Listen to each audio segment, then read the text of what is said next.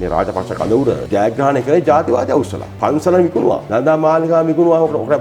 විසා ගන්න වෙයි කියලා යන්න. ශිමාබෝධි විකුණුවා. විශේෂයෙන්ම ඔය ජාතිවාදය, ආගම්වාදය අවුස්සලා ලබන ජයග්‍රහණයන් කවදාවත් දෙලි කලා පවතින්නේ නැහැ. අපි කියන දේශපාලනයේ 35ක් දාන්න ඕන තරුණයෝ කියලා. කවුද තරුණයෝ ඔක්කොම ඉන්නේ? දේශපාලකගේ පුතා ඇවිල්ලා තරුණයෙක් කියලා කියනවා. තරුණයෙක් තමයි. නෑ, එහෙම නෙවෙයි. පෞද්ගලික දේශපාලනය නැති කුසලතාවය මත පදනම් වෙච්ච ඒ තරුණයන් හැමෝටම සමුගත කරන්න හැකියාව තියෙනවා. මම තරයේ විශ්වාස කරනවා. ප්‍රභාකරන් හොඳයි කියලා කියන්නේ මොකද? අපි දැක්ක ප්‍රභාකරන්ට වැඩි විනාශයක් දැන් කරලා තියෙනවා මේ ආර්ථික වශයෙන් රටට. ඒ නිසා තමයි අත්‍ය වශයෙන්ම කියන්නේ මම කියන්නේ බග හිටිය හොඳයි කියලා. අපිට තේරෙනවා ප්‍රභාකරන් කරපු විනාශයට වැඩි විනාශයක් මේ දේශපාලකයන් මේ රට වෙනුවෙන් කරලා තියෙනවා. සොල්දාදුව වැටි ගිහිල්ලා ඒ බංකර්ලා ඉන්න කල්ල ගන්නවා.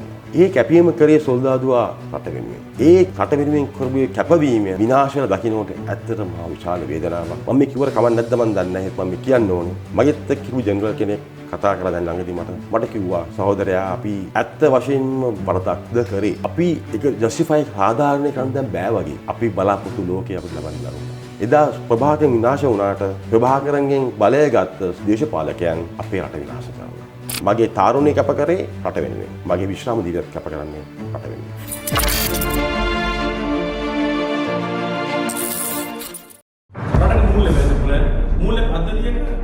වැටුණු රටක් හදන විෂයන් උසස් පෙළ 2024ට ආර්ථික විද්‍යාව ව්‍යාපාරාධ්‍යනය ජූලි මස 3 වන ඉරිදා සිට ආරම්භ වේ. එකොන් ඉරිදා දහවල් 12:30 සිට පසුරු 2:30 දක්වා. BS ඉරිදා පෙරවරු 10:15 සිට දහවල් 12:15 දක්වා අසීමිත දැනුමකින් විශිෂ්ටතම ප්‍රතිඵල සඳහාම මෙත්සිරිද සිල්වා සිසුන් දහස් ගණනක ආදරණීය ගුරුවරයා මෙත්සිරිද සිල්වා ටෙක්සාස් ගාල්ල. ඔබ මම මේ මොහොතේ සිටින්නේ තීරණාත්මක පැය කිහිපයක්. ගතවන හැම තප්පරයක්ම රට වෙනුවෙන් ගත කරන මොහොතක්. ඔබ මම අරගලයේ කොටස්කරුවන් බවට පත් වෙලා රටම ඉල්ලන්නේ මේ රටේ දූෂිත පාලකයන් වහා ඉවත් වෙන්න කියලා.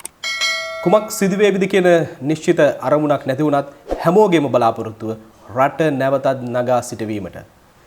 මේ රට වෙනස් කරන්නට මේ රට වෙනස් වුණු අවස්ථාවන් ගණනාවක් තිබෙනවා. ඒ හරි හැටි හඳුනාගත්තා නම් මේ රට සුරපුරයක් වෙනවා කියන එක නොඅනුමානයි. ඒකට ප්‍රධානම සාධකය 2009 ලෝකේ කවදාවත් විශ්වාස නොකරපු ලෝකේ දැවැන්තම ත්‍රස්තවාදය විනාශ කරන්නට අපේ හමුදාවට හැකියාව ලැබුණා. ලෝකේ මවිත වුණා. දැවැන්තතම සංවිධානයක් කොටි සංවිධානයේ සුළු විසුණු කරමින් කොටි සංවිධානයේ වේලුපුල්ලේ ප්‍රභාකරන්ගේ අවසන් හුස්ම හෙළන තෙක්ම සටන් කරන්නට මේ රටේ විරෝධ රණවිරුවන්ට හැකියාවක් ලැබුණා. 30 වසරක සාපලත් යුද්ධය අමුතුවෙන් කිය යුතු කාරණාවක් නෙවෙයි. යුද්ධ දිනුවේ විනය නිසා. මේ රටට අවශ්‍ය කරන්නේ විනය. මේ රට සංවර්ධනය කරන්නට නම් විනය අත්‍යවශ්‍ය සාධකයක් බවට පත් වෙනවා. එදා ප්‍රභාකරන්ගේ නිසල සිරුර ළඟ හිටි යෝධ විරුවෙක් සමගයි කතා බහ කරන්නේ. Tamanගේ රුධිරයේ හැම බිඳුවක්ම මව්බිම වෙනුවෙන් කැප කරපු විරෝධ රණවිරුවෙක්. එතුමන් සමගින් මීට පෙර අපි කතා බහ කරා එතුමාගේ යුද ජයග්‍රහණය සම්බන්ධයෙන්. හැබැයි මට අවශ්‍ය වුණේ එතුමා මේ වන විට අරගලයේ ප්‍රධාන භූමිකාවක් රඟ දක්වන විරෝධාර සෙම්පතියෙක් නිසා ඔහුත් එක්කයි කතා බහ කරන්න සූදානම් වෙන්නේ. එවකට 55 වන සේනාංකයේ නියෝජ්‍ය සේනාධිපති විදිහට කටයුතු කරපු මේජර් ජෙනරාල් නිශ්ශංක රණවන මැතිතුමනි ආයුබෝවන් ඔබතුමාට.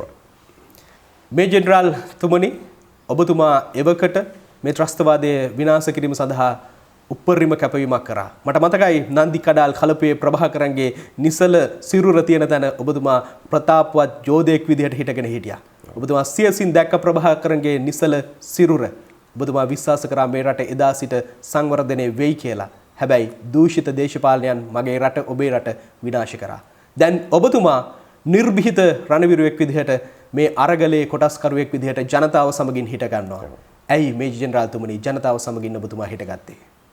එදා යුද්ධයේ කියනකොට ජනතාව අපිත් හමුදාවත් එක්ක හිටගත්තා. යුද්ධය ජයග්‍රහණයේ ප්‍රධාන කොටස්කාරයෝ වෙන්නේ ජනතාව. දෙමව්පියෝ.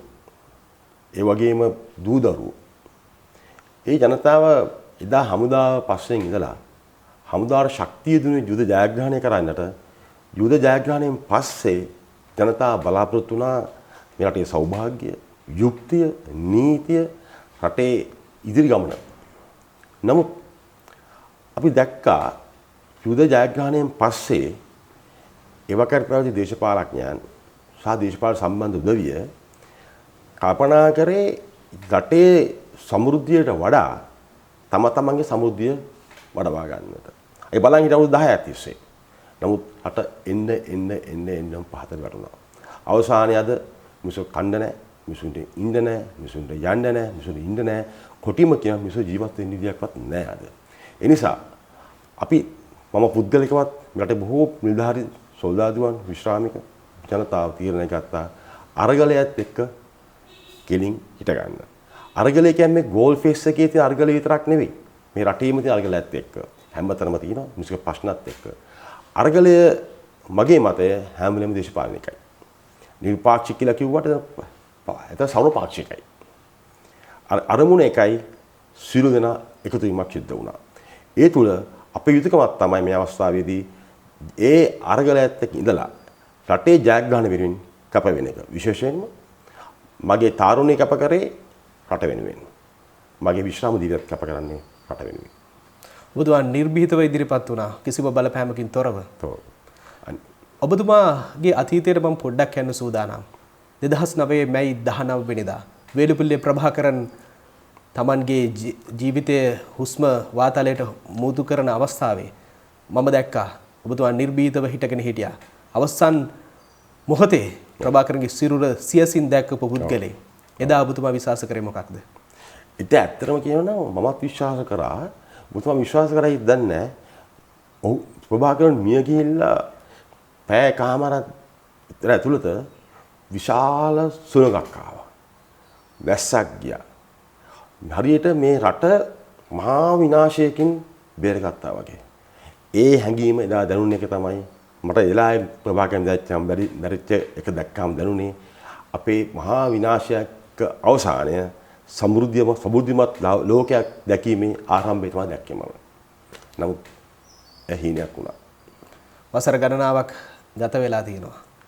එදා ඔබතුමා ඒ සුළඟ ගැන දැකපු හීනය දැන් බොඳ වෙලා. ඔබතුමාට හිතට දැනෙන්නේ මොකක්ද දැන්? ඇත්ත වශයෙන්ම මහා විශාල වේදනාවක්. විශේෂයෙන්ම මට හොඳට මතකයි අපේ සොල්දාදුවෝ යුද්ධ කරපු විදිය. සමහර වෙලාවට බංකර් එක ළඟට යනකොට ඒ සොල්දාදුවෝ කුඩු වෙලා යනවා. ඒ ඊළඟ සොල්දාදුවෝ ඉදිරියට යනවා. ඔහුත් කුඩු වෙනවා. නමුත් තුන්වෙනි සොල්දාදුවා බංකර විනාශ කරනවා. සමහර වෙලාවට අපි අසාල්ට් කරනවා ප්‍රහාර එල්ල කරද්දී සොල්දාදුවෝ වැටි ගිහිල්ලා ඒ බංකර් ලයින් එක අල්ල ගන්නවා. ඒ කැපීම කරේ සොල්දාදුවා රට වෙනුවෙන්. ඒ රට වෙනුවෙන් කරපු කැපවීම විනාශය දකින්නට ඇත්තටම මහා විශාල වේදනාවක් දුකක් ඇති වෙනවා. මම මේ කිව්වට කමක් නැද්ද මන් දන්නේ නැහැ. මම මේ කියන්න ඕනේ. මගෙත් එක්ක හිටපු ජෙනරල් කෙනෙක් කතා කරලා දැන් ළඟදී මට කිව්වා සහෝදරයා අපි ඇත්ත වශයෙන්ම වරදක්ද කරේ. අපි සොල්දාදුවෝ මිය ගියා. මගේ සහෝදරයා මිය ගියා. අපි ඒක ජස්ටිෆයි සාධාරණේ කරන්න දැන් බෑ වගේ. ඇයි? අපි බලාපොරොත්තු ලෝකේ අපිට ලබන්න ලැබුණා. එදා ප්‍රභාකරන් විනාශ වුණාට ප්‍රභාකරන්ගෙන් බලය ගත්ත දේශපාලකයන් අපේ රට විනාශ කරලා. විශාල වේදනාවක් තියෙනවා. නමුත් අය බලාපොරොත්තු අතහැරලා නැහැ. අපි විශ්වාස කරනවා මේ අරගලය තුල අපිට පුළුවන් වෙයි අපේ ලෝකයේ ගුණගන්න. ඒ වෙනුවෙන් අවසාන දක්වා අපි කැප වෙනවා. මේ ජෙනරල් තුමනි යුද්ධය අවසන් කරපු දවසේ අපේ ආපස්සට තව චුට්ටක් හැරෙන්න මම සූදානම්. යුද්ධය ඉවර කරේ විනය නිසා. දැවැන්ත විනයක් සහිත හමුදාවක්, ත්‍රිවිධ හමුදාවක්, පොලිසියක් තිබුණා. කොහොමද ඔබතුමා මේ විනය දැක්කේ? යුද්ධය අවසන් කිරීම සඳහා යොදාගත්ත ක්‍රියාමාර්ග. අත වශයෙන්ම හමුදාවක් විනය නැති හමුදාවක් තවත් හොරරලක් විතරයි. හමුදාවක් දුවන්නේ විනය මත. එදා අපි යුද ජයග්‍රහණ දා කරු පළවෙනි තමයි ෆීල්ඩ් මාර්ෂල් ෆොන්සේකාගේ නායකත්වයෙන් දැඩි විනයක් තිබුණා. ඒ දවස් ඔබතුමාට මතක ඇති ඇබ්සන් නීනෝනෝ හිටියොත් නිවාන නැතුව හිටියොත් අල්ලා ගිහලා හිරේ දැම්මා. අපි හිතුවා කට්ටිය එන්නේ නැති වේද කියලා. නේ හෙවුන්නේ නැහැ. ඒ වගේම සමහර කොටස්වලදී අපේ අතින් යම් වැරදි සිදු වෙච්චාම හමුදා අධිකරණයට දාලා දඩුවම් කරා. අපි අවුරුදු 30ක යුද්ධයකදී සොල්දාදුවන්ගේ වැරදි වෙලා තියෙන බොහොම ටිකයි. අතේ ඇලි ගගිනි ගන්න කියන්න පුළුවන්. ඒ හම්බ අහුවුණ සෑම දෙයක්ම තවත් දැඩි දඩුවම් දුන්නා. හිරේ දැම්මා. ෆිල්මයි ෆොන්ස් එක යටතේ. ඒ වගේම ඒ විනය තුල සහ අනිත් තමයි හමුදාවක් ජයග්‍රහණ පවතින්නේ පුහුණුව මත. තත් දැඩි පුහුණුවීම් කරා. රාත්‍රියේ ප්‍රහාරල කරන්නට දැඩි පුහුණුවීම් කරා. විනය සහ ඒ පුහුණුවීම් තුල තමයි තාමත් ප්‍රබල ඒ වගේම වෘත්තීමේ හමුදාවක් මේ රටේ ඇති වුණේ. ඒ තුල තමයි ජයග්‍රහණ කරන්න ලැබුණේ. අනිත් එක මම මේ වෙලාවේ කතා කරන්න ඕනේ ඒ වෙලාව හිටපු අපි දේශපාලන නායකත්වය මහින්ද රාජපක්ෂතුමත් ඒ වගේම අපේ යුදේ ප්‍රධාන භූමිකාව කරපු ෆිල්ම් අය ෆොන්සේකා මැතිතුමත් ඒ සම්බන්ධීකරණය කරපු ඒ ගෝඨාභය රාජපක්ෂ මැතිතුමත් මම මතක් කරන්න ඕනේ. ඒ තුන්දෙනාගේ මහන්සිය තුළින් අපිට හැකියාව ලැබුණා ඒ දේ ජයග්‍රහණය කරන්නට. විශේෂයෙන්ම විනය සහ පුහුණුව සහ කැපවීම ඒ තුල හැදෙනකොට අපේ හැදෙනවා හිතේ ඇති අපි ඇඟේ ඇති වෙනවා ආත්ම ශක්තියක් ආත්ම විශ්වාසයක් විශ්වාසය තුල ගොඩනැගිච්ච කෙනෙකුට ඕනෑම දෙයක් කළ හැකියි. තමන් හිතනවා තමන් මේක කරන්න පුළුවන්. ශක්තිය තියෙනවා. තමන්ට පේනවා යුද හොඳ නායකයෙක් ඉන්නවා. හොඳ දේශපාලන නායකත්වයක් තියෙනවා. ඒ තුල සොල්දාදු ඇති වුණා විශාල ආත්ම ශක්තියක්. ඒ තුල අපිට හැකි වුණා යුද්ධය ඉවර කරලා දාන්න. ඔබතුමා තුළ විරෝධ රණවිරුවන් මගේ මවුරට නිදහස් කරගත්තා. හැබැයි මම සහ ඔබ ජීවත් වෙන්නේ 2022 මේ මොහොතේදී හැමෝම කියනවා ප්‍රභාකරන් හිටියා නම් හොඳයි කියලා. ඔබතුමාටත් කනට ඇහිලා ඇති. මටත් ඇහිලා තියෙනවා. එතකොට මොකද හිතෙන්නේ? ඒ ඇත්තම එහෙම කියන්නේ අර ඩිස්පරේෂන් එක. විශේෂයෙන්ම මේ තමන් කෙරේ ඇති වෙච්ච අපි කෙරේ ඇති වෙලා තිබෙන ඩිස්පරේෂන් එක මොකක්ද කියන්නේ? ඒකට කියන්නේ අපේක්ෂා බංගත්වය.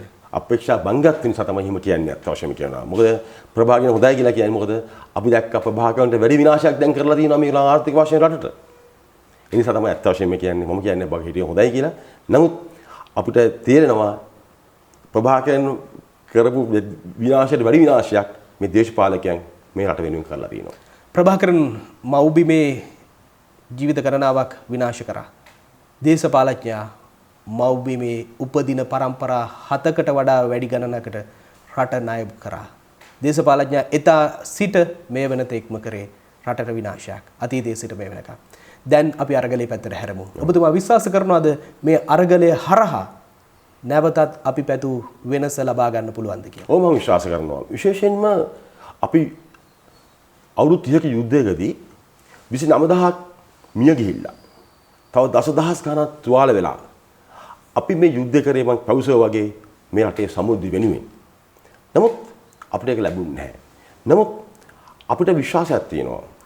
අපි නලින් අපේ රට මම විශ්වාස කරන්නේ මහා රාවණ රට කියලා. මම විශ්වාස කරනවා බුදුන් වැලි රට මේක. මේක විනාශ කරන්න බෑ. විනාශ කරන්න එන ඒ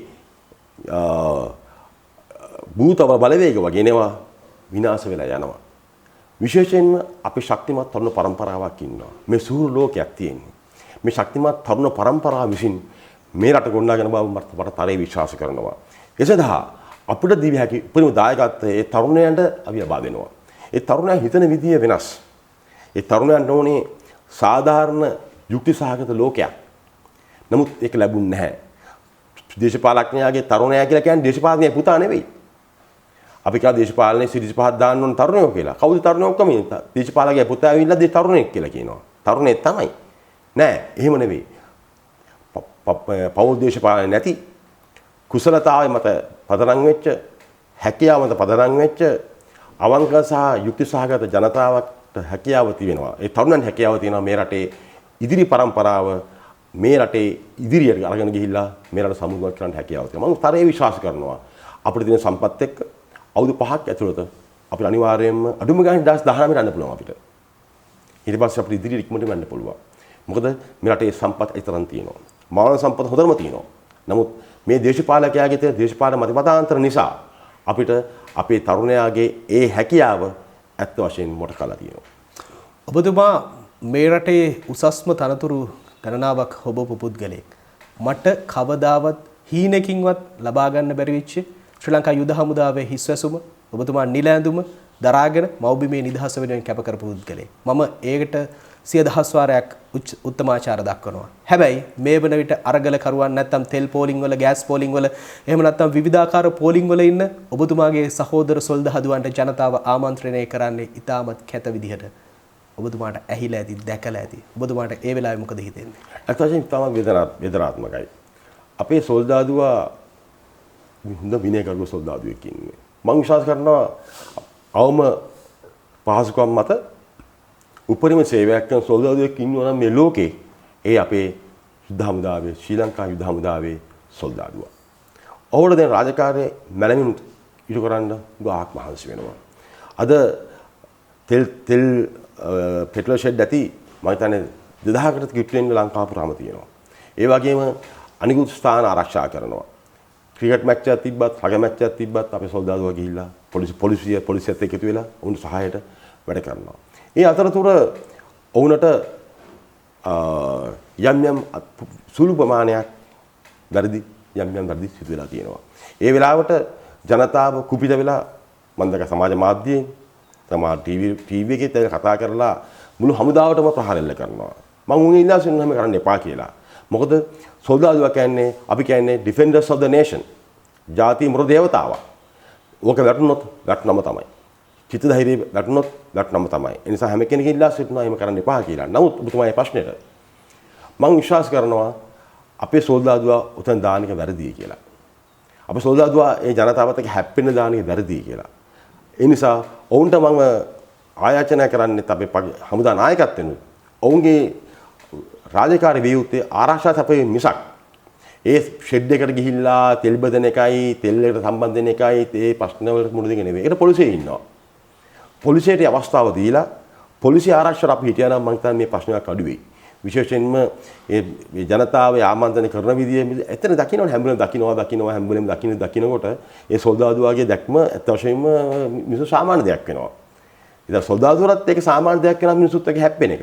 ඒ නිසා ඒ තුල මේ ඝට්ටනය සමහර ලාවට අපි රටේ ඉදිරියට බලපාන්න පුළුවන්. මොකද හේතුව අපේ රට සාමකාමී රටක් නෙවෙයි. අපේ ජාතිවාදයේ මේ පසුගිය මේ රාජපක්ෂ කඳවුර ජයග්‍රහණය කරේ ජාතිවාදය අවුස්සලා. පන්සල විකුණුවා. නන්දා මාලිගාව විකුණුවා. ඔකට වීසා ගන්න වෙයි කියලා යන්න. ශිමා බෝධි විකුණුවා. විශේෂයෙන්ම ඔය ජාතිවාදය, ආගම්වාදය අවුස්සලා ලබන ජයග්‍රහණයන් කවදාවත් වැඩි කාලයක් පවතින්නේ නැහැ. මොකද හේතුව ඒ තුලින් ඇති වෙන්නේ ජනතාවගේ ඔළුවේ විකෘතියක්. ඒ විකෘතිය තුළ තමයි මේ ඇති වුනේ. දැන් වෙලා තියෙන්නේ මොකද්ද? ජනතාව දැන් ස්වාමීන් වහන්සේලා සම්කිසි විරෝධයක් ජනතාව තුළ ඇති වුණා. අද දැන් පටන් ගන්න තියෙනවා කොටුවේ උපවාසයක් තිබේ ස්වාමීන් වහන්සේලා සත්‍යාග්‍රහයක් කරනවා. උන්වහන්සේලා කතා කරා. උන්වහන්සේලාගේ හිතේ මහා විශාල වේදනාවක් තියෙනවා. අපි ගෙනාපු ආණ්ඩුව කරන විනාශය පිළිබඳව. ඒ නිසා තමයි උන්වහන්සේලා ඉල බහලා තියෙන්නේ.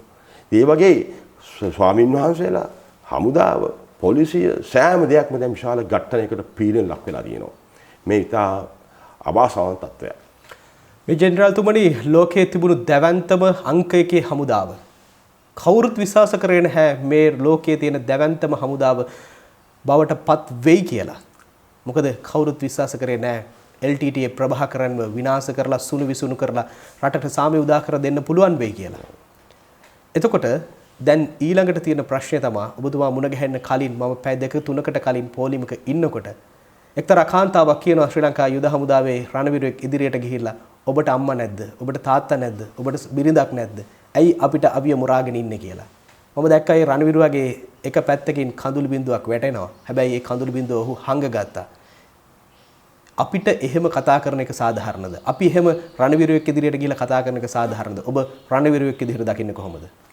ඇත්ත වශයෙන්ම කියනවා නම් ඒ අම්මත් සාධාරණයි. ඒ අම්මට ඒ සොල්දාදුවක් දරුවෙක් වගේ. ඒ අම්මා හිතනවා මේ අවිය දරාගෙන අවිය එල්ල කරන්නේ ඒ අම්මට කියලා. ඒ අම්මා හිතන විදිය සම්පූර්ණ සාධාරණයි. අපේ මේ සොල්දාදුවේ පැත්තෙන් ඔහු කරන්නේ රාජකාරී ඉටු කිරීමක්. ඒකයි මම පසුගිය මාධ්‍ය සාකච්ඡාවෙත් මම කිව්වේ සොල්දාදුවන්ට තමන්ගේ නීතිමය රාමුව තුල පමණක් ක්‍රියා කරන්න කියලා. මොකද ඔවුන්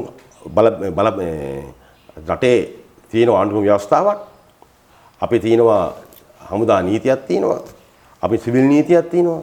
ඒ නීති ප්‍රකාරව ඒ රාමුව තුල සොල්දාදුවා රාජකාරී කරන්න කිරීම තමයි උචිත. නමුත් කරන්න දෙයක් නැහැ. අපි බැඳිලා ඉන්නවා සමාජය රට ආරක්ෂා කරන්න. සොල්දාදුවා බැඳලා ඉන්නවා සමාජය ආරක්ෂා කරන්න. විශේෂයෙන්ම සොල්දාදුවා පරම යුක්තිය සහ බලාපොරොත්තු වෙන්නේ ජනතාව ආරක්ෂා කිරීම. ඇත්තටම අපි දරන් ඉන්නේ ජනතාව වෙනුවෙන් ජනතාව ආරක්ෂා කරන්න. මම සමාජයෙන් ඉල්ලා සිටිනවා. ඒ විදිහට ඒ සොල්දාදුවා බලන්න කියලා. මොකද සොල්දාදුවා අහිංසකයි.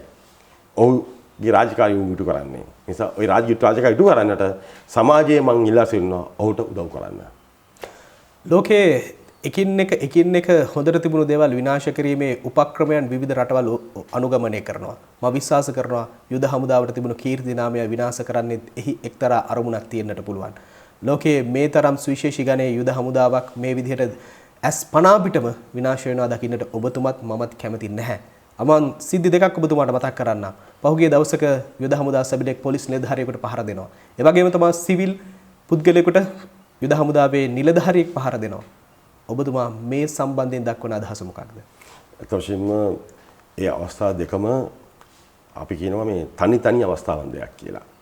ඒ කියන්නේ isolated incidents දෙකක්. එතකොට ඒ අවස්ථාවේ තිබෙන වාතාවරණය සහ ඊට සම්බන්ධ නිලධාරීන්ගේ මානසිකත්වයේ මත තමයි මේ සිද්ධි දෙකම සිද්ධ වුණේ. ඔකට හේතු තේින්නත් පුළුවන්, නොවෙන්නත් පුළුවන්. නමුත් මම ඉස්සෙල්ලා පැවසුවා වගේ අපේ හමුදාව මේ විදිහට ගියොත් ඒක මම කිව්ව ඉදිරියේදී ජාතිවාදී ප්‍රශ්න එනවා, ආගම්වාදී ප්‍රශ්න එනවා. ඒ වගේ ප්‍රශ්න තමයි තවත් යම් ත්‍ස්වාදී ප්‍රශ්න එන්න පුළුවන්. සොල්දාදුවා ඊටම ශක්තිමත්ව සිටිය යුතුයි. ඒ නිසා අපි මේ අවස්ථාවේදී අපේ පාලකයන් යම් කිසි තීරණයක් ගන්න ඕනේ. අපි කොහොමද මේ සොල්දාදුවව පාවිච්චි කරන්නේ කියලා. විශේෂයෙන්ම ස්ටීෆ් වගේ එකක් දාලා.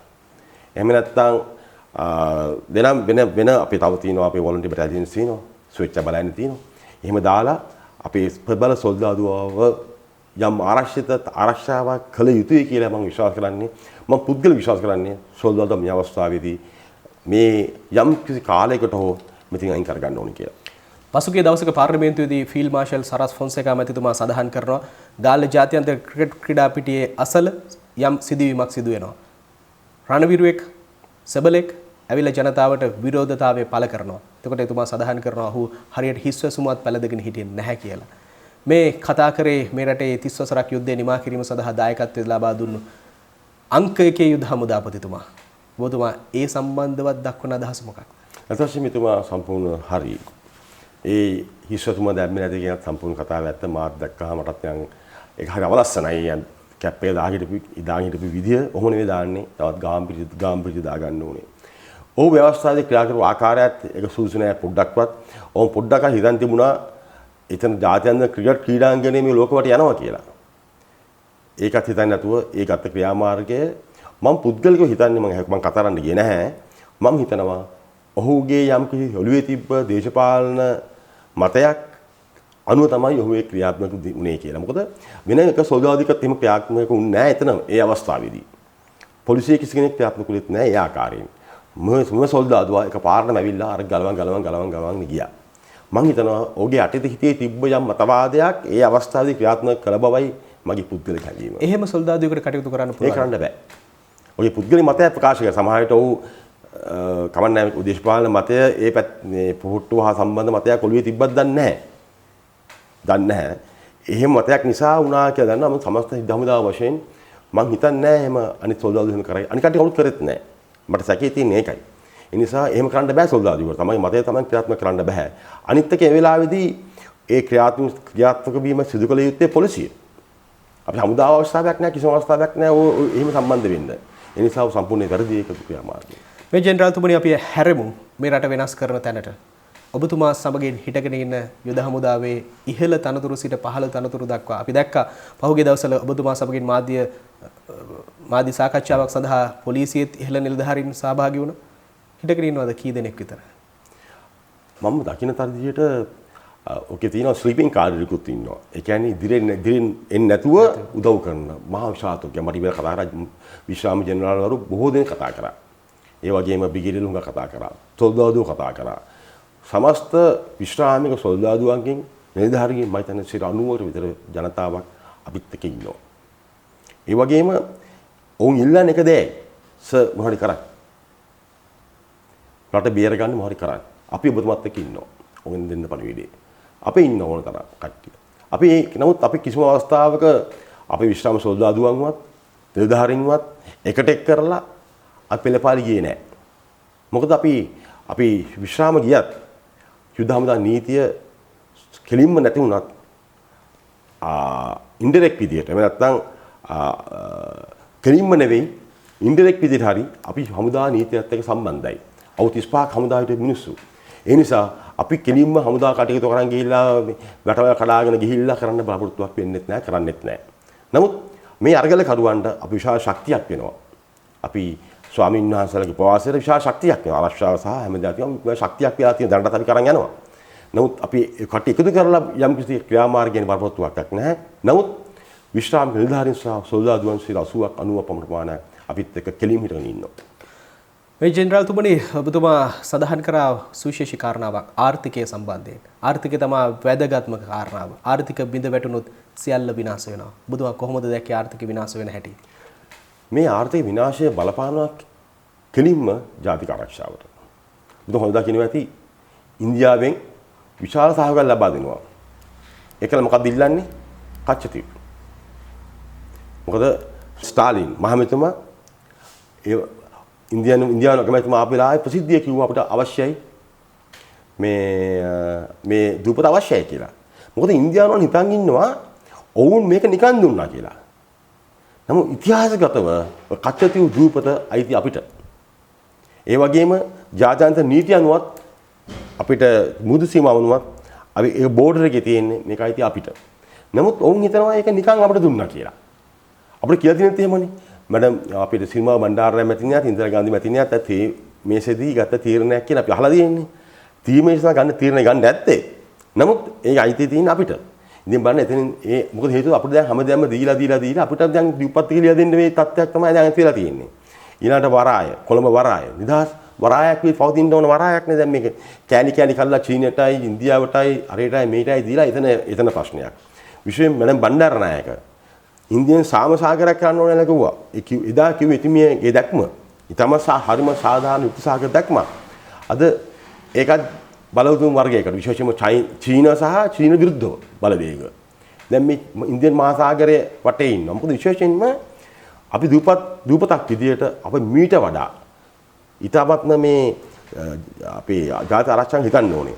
නමුත් ආර්ථික වට්ටපු එකෙන් වෙලා තියෙන්නේ මේ ලෝකේ හැම කෙනෙක්ම ඇවිල්ලා මේකට ඔලුව දානවා. විශේෂයෙන්ම ජාත්‍යන්තර ව්‍යාපාරිකයන්ට හොඳ අවස්ථාවක් දැන් අපිට ආයෝජනය කරන්නට.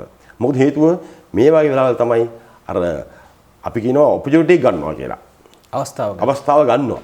ඒ නිසා ඊටමත් දරාණු අවස්ථාවක් තියෙන ජාතික ආරක්ෂාව. මොකද පෙනෙන්නේ නැති ත්‍රස්තවාද සංවිධානය එන්න පුළුවන්.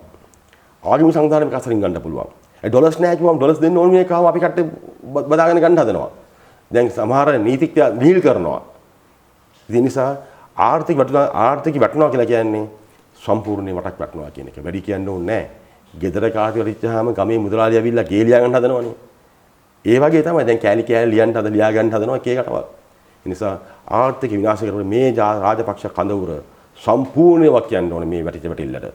මොකද 2019 මම එහෙන කතා කරන නිසා හැම එකම දන්නවා බදු කපාය හැරියා ඒ ගත නීති වෙනස් කරා පේයින් ටැක්ස් එක අයින් කරා මේ වගේ ඒකයි නැති කරගත්තා ඒත් එකම කොවිඩ් එක ආවා ඊට පස්සේ ඒකෙන් එතනින් මෙයා වුණා කොවිඩ් එකත් ඇදලා තමයි ඉවර කරගත්තේ ඩොලර්ස් එන ඒවා වැහුවා ඉතින් ඒ වහින්දා දැන් ඊටම බැරෑරුම් අවස්ථාවක ආර්ථිකයේ තියෙන්නේ ආර්ථික බැරෑරුම් වෙන්න ජාතික ආරක්ෂාව එන්නේ බැරෑරුම් තත්ත්වයටපත් වෙනවා.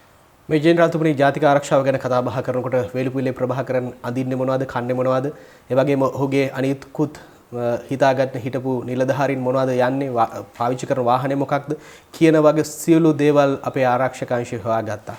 හැබැයි දැන් කියනවා හිරුනිකා ජනාධිපති මන්දිරයේ ඉදිරියට යනවත් ජාතික ආරක්ෂාව බිඳුවට දැමපු කාරණාවක් කියලා. ඔබතුමා විශ්වාස කරන්නේ අර ආර්ථික ප්‍රශ්නෙම මේකට බලපාන්නේ නැති කියලාද? අතවශ්යෙන්ම ජාතික ආරක්ෂාව මම ජාතික වශයෙන් ආරක්ෂාව ඇත්තම තම අවදාන තත්ත්වයක තියෙන්නේ. රටේ ආරක්ෂාව පිළිබඳ මම කෙලිම කියන උත්සාහ කරන්නේ නැහැ.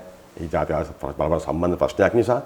නමුත් අර මං ඉස්සෙල්ලා කිව්වා වගේ ඔය හිරුනිකා ළඟට ගිය එකත් ඔය අරකෙම ඒ කොටසක් වෙන්න පුළුවන්. මොකද මේ ලාභෙදි මිනිස්සු ආර්ථිකෙන් තැල්ලා පොඩ්ලා තියෙන්නේ. හිරුනිකා මැතිණිය මම දැක්කා ඉතින් ඒතකොට ඉංගලන්ත ගිහිල්ලා බැලුවා. මම හොයලත් බැලුවා.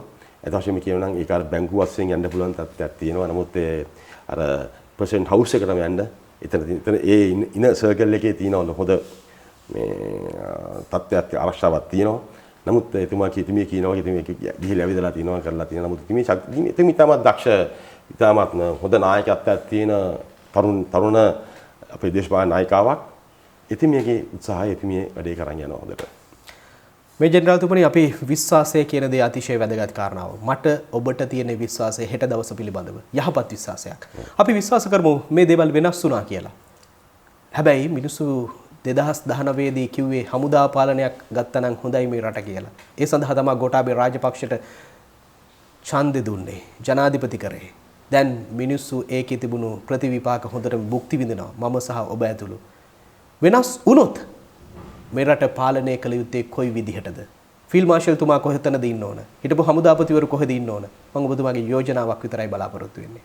අත් වශයෙන්ම හමුදා පාලනයක් කියලා කියන්නේ යුනිෆෝම් ඇඳලා කරන මියන්මාර් තියෙනවා. පාකිස්තාන් කාලයක් තිබ්බා. ඒ වගේම ඉරාකේ තිබ්බා. ඒ වගේ හමුදා පාලනයක් කියන්නේ යුනිෆෝම් ඇඳපු යුනිෆෝම් ඇඳගෙන කරන පාලනයක්. දැන් බැලුවොත් එමේ චීනේ ඩිෆෙන්ස් මිනිස්ට්‍රි යුනිෆෝම් එකෙන් ලංකාවටත් ආ යුනිෆෝම් එකෙන් ආවේ. ඒකට හමුදා පාලනයක් කියලා කියන්නේ එහෙම එකක්. ඊට පස්සේ හමුදාවෙන් විශ්‍රාම ගිය නිලධාරීන් සම්බන්ධ වෙන එක හමුදා පාලනයක් නෙවෙයි. ඒ වගේම විශ්‍රාම නිලධාරීන් පරිපාලන සම්බන්ධ වෙන එක මිලිටරිකරණයක් නෙවෙයි මගේ මතය. යුනිෆෝම් ඇඳගෙන කළොත් තමයි මිලිටරිකරණයක් වෙන්නේ. බැලුවොත් එහෙම ජෝර්ජ් බුෂ්ගේ හිටියේ කවුද? Colin Powell. Minister state secretary. General කෙනෙක්. ආමිටේජ් ඇඩ්මිරල් කෙනෙක්.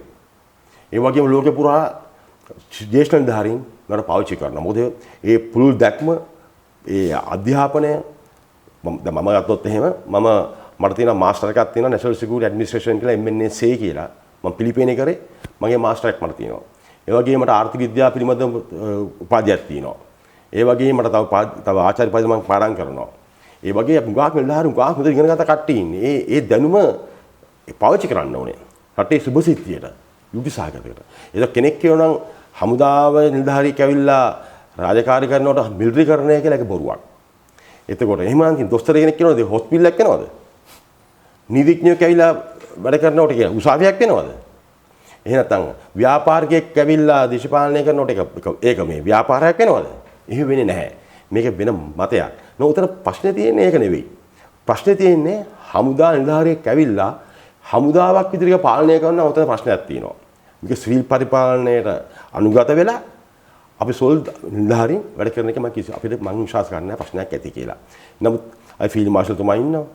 මමත් යම් දේශපාලන පක්ෂයක සම්බන්ධව වැඩ කරනවා. එතකොට අපේ හැකියාවන් අපේ රටේ සුබසිත දක්වා පාවිච්චි කළ යුතුයි කරනවා විදිහටත් වෙනවා ඒක. නමුත් මෙතන තිබ්බ ප්‍රශ්නේ තමයි 2019 ගෝඨාභය රාජපක්ෂ මැතිතුමා මම එතන අවුරුදු 20යි හමුදාවේ හිටියේ. එතකොට හමුදාව විශ්ව කියලා කියන්නේ අනිල්ධාරී තත්ත්වයෙන් ඉඳලා එතුමා හමුදාවෙන් ඉවත් වුණා. එතකොට එතුමා තව අවුරුදු 35ක් හිටියානම් එතුමාට හැකියාව ලැබෙනවා සමස්ත දකින්න. සමස්ත දැකීම හැකියාව තියෙනවා. බල සේනාවක් කමාන්ඩ් කරලා, ඩිවිෂන් එකක් කමාන්ඩ් කරලා, ආරක්ෂක සේනාවක් කමාන්ඩ් කරලා, සමාජ හමුදාවක් කමාන්ඩ් කරපුවාම සමස්ත දැකීම හැකියාවක් තියෙනවා. එහෙම එතුමා මේ අවුරුදු 30ක් හමුදාවක් ඉඳලා ගිහිල්ලා මේ රටට ආවනම් මම හිතනවා ඊටදී හොඳට මේ ජනාධිපති වෙලා කරයි කියලා මම විශ්වාස කරනවා. හැබැයි විනය බිඳ වැටුණා එතුමාගේ කාල සීමාවේදී. ඔව් විනය බිඳ වැටුණ හේතු ලොකුම හේතු තමයි ආර්ථික බිඳ වැටීම. ආර්ථික වටනාම හැම දෙයක්ම වැටෙනවා. කන්න තිච්චාම මොනවද කරන්නේ නැත්තේ? දැන් අද බලුවොත් එහෙම මම ඉපිට බස් එකේ ගියා. බස් එක යනකොට ඒක අම්මා කෙනෙක් අතේ ගුලි කරගෙන සල්ලි ටිකට් එක ගත්තේ නැහැ. අර මනුස්සයා ඇවිල්ලා තට්ටු කරලා අහනකොට ටිකට් ගත්තද කියලා පුතේ ඒක දුන්නා. ඒකනේ කියන්නේ කියලා මම මොනවද කියලා ටිකට් එක දුන්නා. ඒ අම්මා හොරකමක් නෙමෙයි කරේ. මොකද්ද කරේ? ඒ ගෙදර එන්න සල්ලි ටික ඉතුරු ගන්න තව උත්සාහ කරේ. ඒකට මොකද වෙන්නේ? ආර්ථික විදේශාම විනය බිඳ වැටෙනවා. හොරකම වැඩි වෙනවා. වංචාව වැඩි වෙනවා. ඔබතුමා හිතා බලන්න. තාත්තා කෙනෙක් ගෙදරින් ඊට බහිනකොට තමන්ගේ දරුවාට කිරි පැකට් එකක් ගියන්න බැරි නම් ඒ තාත්තගේ වැඩක් තියනවද? ඒ තාත්තා ගිහිල්ලා හොරකමක් කරන් පස්සේ මොකද කියන්නේ තාත්තා හොරෙක් වෙනවා. හැබැයි හොරෙක්ද තාත්තා නෑ. හොඳ අහිංසක මිනිහෙක් වෙන්න පුළුවන්. අහිංසක මිනිස්සයා හොරෙක් කරේ මොකද්ද? මේ ආර්ථිකය. කවුද වැට්ටුවේ? මේ රාජපක්ෂ කණ්ඩායම. ඒකම කියන්නේ විනය බිඳ වැටෙනවා සෑම දෙයක් බිඳ වැටෙනවා. මිනිසුන්ගේ ප්‍රශ්න ආර්ථික ඇති හිර වෙච්චාම සෑම දෙයක් බිඳ වැටෙනවා. ඉදිරි තව ප්‍රශ්න ඇති වෙයි. එයා හොඳ මිනිස්සු හොරු වෙයි. ඔබතුමාට මතක ඇති ඔබතුමා බලලා නැතිව සමහරවිට සාගර මැද ෆිල්ම් එකේ ගාමිණී ෆොන්සේකා හිටියා මොලගොඩ. බලලා දෙන්න. මොලගොඩ වගේ නමක් තිබ්බේ දොස්තර.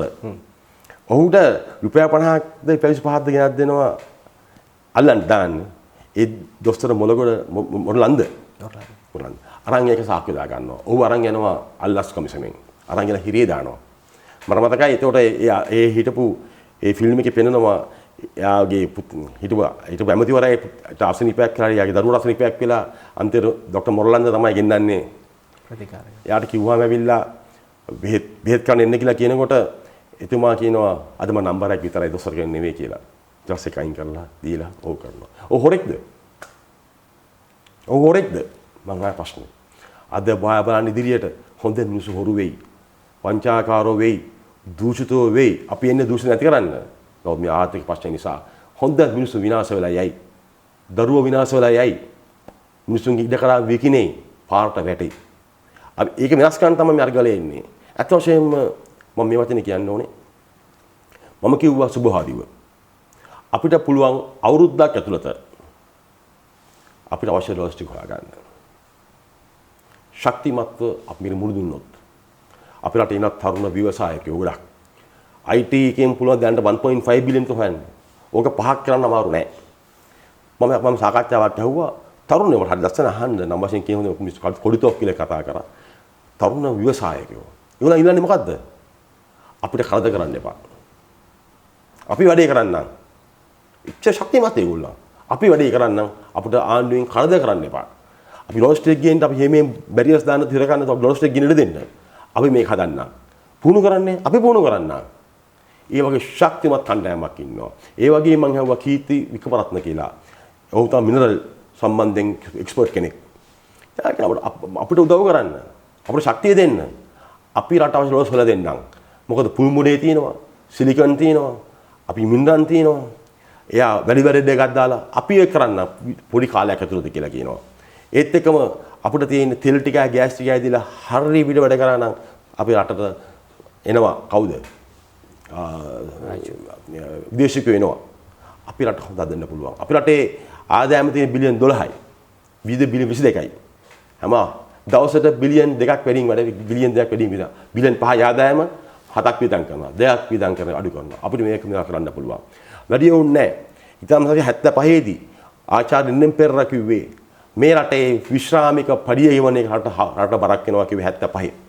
අද වෙලා කවුරුත් නෙවෙයි වාමාංශ නායකයෙක් කිව්වේ මේ විදිහ කරන්න බෑ මේක කියලා. නමුත් අපි මොකද කරේ? 2007 ඉඳලා 2015 2007 හිටිය 7යි. රාජ්‍ය සේවකයා. මම රාජපක්ෂ කඳවුර රට බාර දෙද්දී 16යි 15යි. මොකද කරේ? ගමේ ග්‍රාම සේවක තනියෙන් කරපු ජොබ් එක දැන් 10ක් විතර දාලා ඉන්නවා. මොකද මේ කරන්නේ? දේශපාලනය. රට කෑවා විනාශ කරා. රාජ්‍ය සේවය විනාශ කළා දැම්මා. මේ ඒගොල්ලන් කරේ රට හදන්න නෙවෙයි රට විනාශ කරන එක.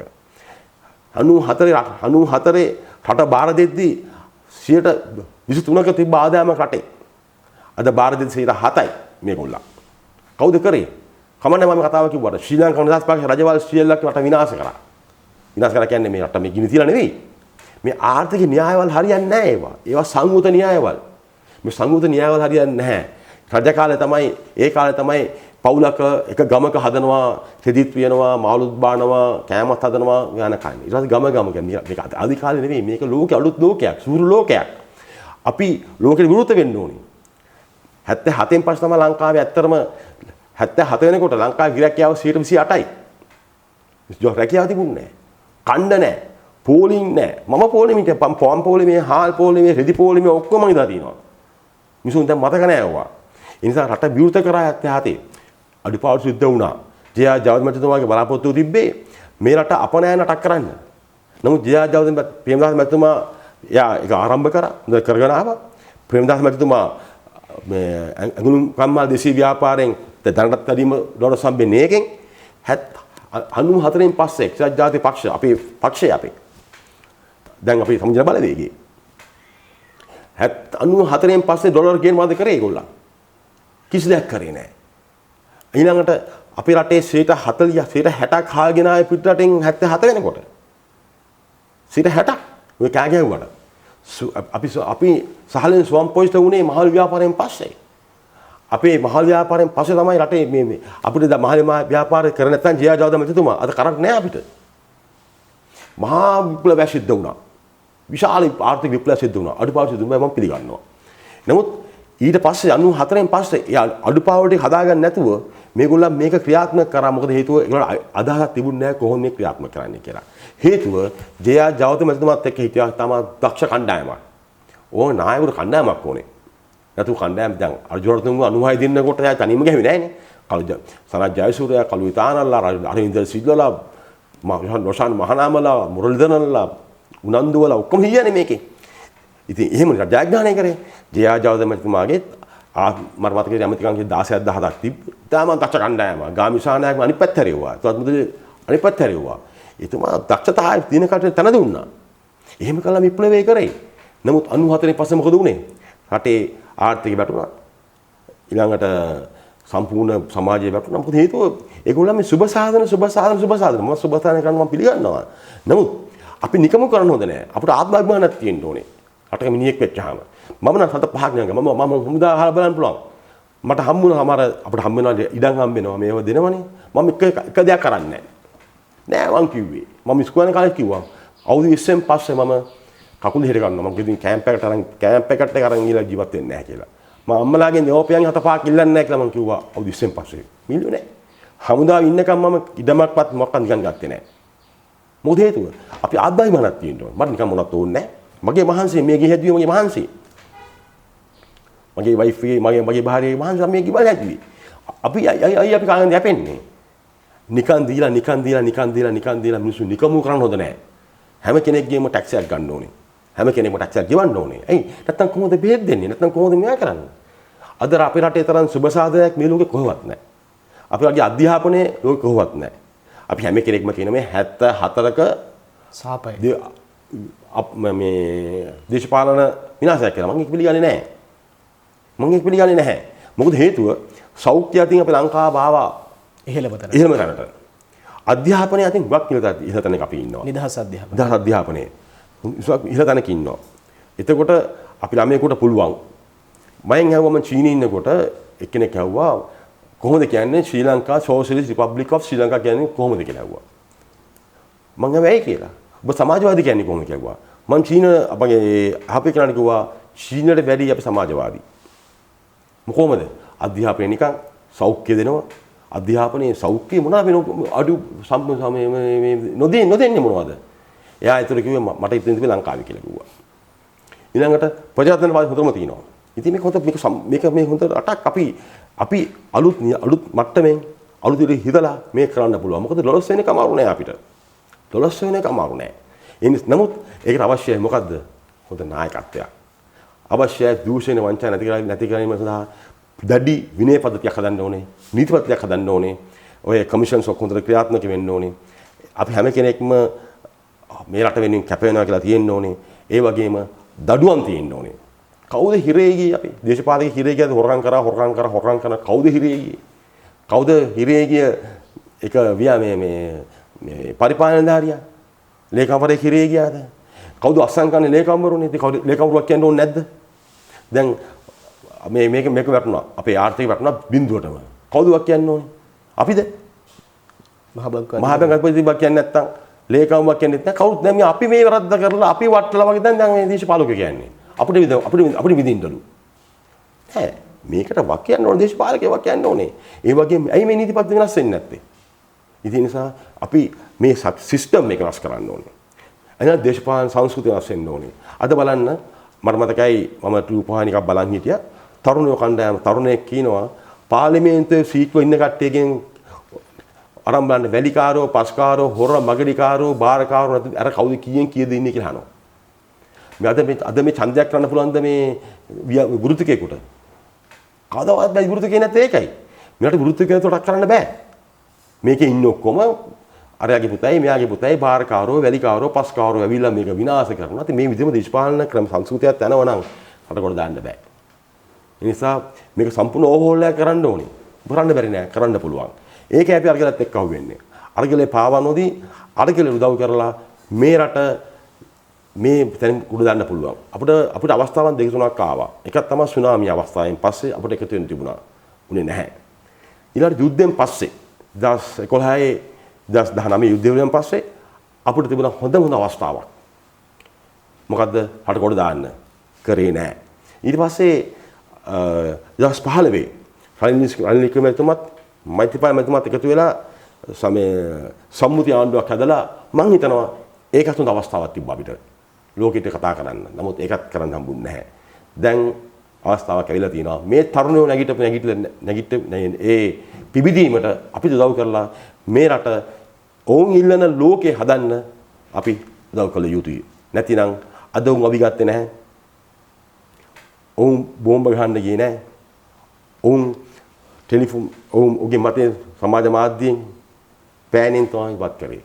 මේක උන් නැත්තම් අපිට කියන්න පුළුවන්ද ඔවුන් ඉදිරියේ යම් ක්‍රියාමාර්ග ගන්න නැති වෙයි කියලා. එදාට ඔවුන් විනාශ කර දාන එක යුතුයකමක්ද? ඔවුන් මරා දාන යුතුයකමක්ද? ඔවුන් හිරේ දාන යුතුයකමක්ද? ඔවුන් වැරදි හොන යුතුයකමක්ද? අපි කවුද අපේ තරුණයා දාන්නේ අපි ඒ தත්ත්වයට. ඒක නොදා ඒ தත්ත්ව නොදාන්න තත්ත්වයේ තරුණයා තල්ලු නොකරන්න විශාල වගකීමක් තියෙනවා මේ වැඩිහිටි පරම්පරාවට විශේෂම දේශපාලකයන්ට. ඔවුන් තණ්හාවට අර කූලැල්ල වගේ දේශපාලන එලිලා ඉන්නේ නැතුව මම දැක්කා ඊයේ බොරිස් ජොන්සන් ඉලාස් වෙලා. මොකද එහෙම තණ්හාවක් නැහැ. අපි දේශපාලකයා තණ්හාව. එලිලා ඉන්න මැරෙනවා. එහෙම නෙවෙයි. මේ තරුණ පරම්පරාවට අවස්ථාව දෙන්න. ඉදිරියට යන්න අවස්ථාව දෙන්න. මොකද මේ රට සුන්දර රටක්. මේ රට ගොඩ දෙීමේ හැකියාව ඔවුන්ටත් තියෙනවා. අපිටත් හැකියාව තියෙනවා. මේ ජෙනරාල් තුමනි අවසාන වශයෙන් මම ඔබතුමාගෙන් අහන්නේ මේ වෙලාවේ ඔබ මම මේ රටේ බහුතරයක් අරගලයේ සමගින් ඉන්නේ. අරගලය කියන්නේ ගෝල් ෆේස් එක තියෙන අරගලය නෙවෙයි. අපි හැමෝගෙම හදවත් තුල අරගලයක් තියෙනවා. ඒ සඳහා කටයුතු කරනවා. මේ ජෙනරාල් තුමනි ඔබතුමා අවුරුදු 35ක් ශ්‍රී ලංකා යුද හමුදාවේ හිටපු වීරධාර රණවිරුවෙක්. මේ රටේ දැවැන්තතම යුද්ධය අවසන් කරපු ඒ තප්පරේ හිටපු පුද්ගලයෙක්. ප්‍රභාකරන් මිය ගිහිල්ලා හිටපු මොහොත හිටපු පුද්ගලයෙක්. දැන් ඔබතුමා කොටස් දෙකකට ආමන්ත්‍රණය කරන්නට මම අවසාන වශයෙන් ඉල්ලනවා. ඔබතුමා යටතේ හිටපු විරුද්ධ රණවිරුවන්ට සහ සාමාන්‍ය ජනතාවට ඔබතුමා කියන්න තියෙන මොකක්ද? මම කියන්නේ තියෙන්නේ මේකයි. මේ අවස්ථාව අතරින් එපා. මේ අරගලයට ශක්තිය දෙන්න. මේ අරගලය කියන්නේ අරගල දේශපාලනිකයි. ඔය නිර්පාචකයන්ගේ මම පිළිගන්නේ නැහැ. මේ අරගලයට විශ්‍රාම සොල්දාදුවන්ගේ ඉල්ලන්නේත් ඒක මම. මෙලට ජනතාවගේ සියලු දෙනාගේ ඉල්ලා සිටින එකයි. මේ අවස්ථාව මේ තරුණයෝ දරන උත්සාහයට සහාය දෙන්න මේ අරගල ජයග්‍රහණය කරලා ඒ ජයග්‍රහණය කරන්නේ මේ රාජපක්ෂලා එලවලා රනිල් රාජපක්ෂලා එලවල ඉවරලා තවත් ඒවයි කණ්ඩායමක් ගෙනල්ලා මේ රට තවත් බිඳ නෙවෙයි ආයේ ඒවයි කණ්ඩායම් නොවෙන්නට අපි සිස්ටම් එක හදා ගන්න ඕනේ ක්‍රම හදා ගන්න ඕනේ එහෙම කරන්න නම් මුළු මහ රටේ ජනතාවම එකතු වෙන්න ඕනේ ඒ සඳහා ජනතාව සිව්දනාගිනුත් අපි ස්වාමීන් වහන්සේලාගේ පූජ්‍ය පක්ෂයකිනුත් සෑමදා ඉලා සිටිනවා මේ අහිංසාවාදී සාමකාමී අරගලයට සහාය දෙන්න එකතු වෙන්න අපි අරගල වෙනුවෙන් කැපවෙමු මේ අවසන් අවස්ථාව අවසන් සටන 2009 එදා අවසන් සටන අභියෙන් කරපු සටන අද අහිංසාවෙන් සාමකාමීව කරන්න තියෙන සටනක් මේක මේ අහිංසාවාදී සාමකාමී සටන එකතු වෙලා අවසන් සටන කියලා හිතන්න මේක මිස් වුණොත් මේක බැලුනොත් කරන්නට නැවත වරාවක් මේ රට අල්ලගන්නේ තවත් පාදර දේශපාලන වෙලා අල්ලගයි මේක. මේ පණිවිඩය දෙන්න ඕනේ ඉදිරියට එන්නින පාදර දේශපාලකයන්ටත් මේ දැන් ඉන්න පාදර දේශපාලකයන්ටත් පාඩම උගන්වන්න අවශ්‍යයි කියන ගහලා මරන්න නෙවෙයි. උන්ව පරාජය කරලා යුක්ති සාගත සාධාරණ සමාජයක් ඇති කරන්න සඳහා අපි හරි සිස්ටම් එකක් වෙනස් කරලා ඉදිරියට ගමන් කරමු මේ අවසන් අවස්ථාව. ඔබතුමා සහ මම පැතුව වෙනස කවදා ලැබේවිද? ඔබට මට ඇත්තේ බලාපොරොත්තුවක්. මේ බලාපොරොත්තුව සුබවාදී බලාපොරොත්තුවක් හෙට දවස මේ ගෙවන හැම තප්පරයක්ම මගේ මාතෘ භූමිය වෙනුවෙන් අපි සුබවාදීව හිතමු. ඔබට මට යුතුයකමක් තිබෙනවා. වැරදුණු තැන් එමටයි. නිවැරදි කරගෙන යන ගමන සුන්දරයි. වැටි වැටි යන ගමන තවත් සුන්දරයි. අපි වැටුණා. හැබැයි සදාකාලික වැටිලා ඉන්නේ නැහැ. අපි නැගිටිනවා. ඒ නැගිටීම සඳහා යෝධ බල යෝධ ශක්තිය ඔබට මට තියෙනවා. ඒ ආත්ම විශ්වාසයත් එක්ක නැගිටුණු දවසක නිදහස් සිතුවිලි සමගින් මගේ මව්බිම දිනනවා කියන බලාපොරොත්තුව ඇතිවයි ඔබටත් මටත් තියාගෙන ඉන්නට සිද්ධ වෙන්නේ. එහෙමනම් තවත් දවසක හමු වෙමු. මේ අද දවසේදී අපි කතා බහ කරේ එදා අරගල කරලා යුද්ධ කරලා යුද්ධ භූමිය තුල රණකාමීත්වයේ උපරිමයෙන්ම දක්ෂතා දැක්වූ රණවීරුවෙක් සමගින් වීරධාර සෙම්පතියෙක් සමගින් ඔහු කිව්වා එක්තරා කාරණාවක්. යුද්ධ දිනුවේ අවියෙන් මේ අරගලේ දිනන්නේ පෑනෙන් සහ අදහස් වලින්. නිදහස් නිවහල් දේශයක් වෙනුවෙන් ඔබතුමාගේ විශ්‍රාම දිව්‍ය කැපකිරීම සම්බන්ධයෙන් ඔබතුමාට හිස නමා 100,000 වාරයක් ආශාර කරනවා.